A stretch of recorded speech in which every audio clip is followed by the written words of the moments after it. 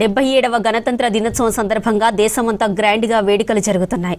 వివిధ ప్రాంతాల్లో భిన్నమైన రీతిలో ప్రదర్శనలు ఆకట్టుకుంటున్నాయి. మొన్నటి వరకు ఉగ్రవాద భయం వెంటాడిన జమ్మూ కశ్మీర్లో రిపబ్లిక్ డే వేడుకలు వైభవంగా జరుగుతున్నాయి. పూంచ్ సెక్టార్లో 200 మీటర్ల త్రివర్ణ పతాకం ర్యాలీ కశ్మీరీ వాసులను ఆకట్టుకుంది. జై జవాన్ వందే మాతరం నినాదాలతో పూంచ్ టౌన్ మారిమ్రోగింది. స్థానిక యువత, విద్యార్థులు మువ్వన్నెల జెండాతో ప్రదర్శన చేశారు.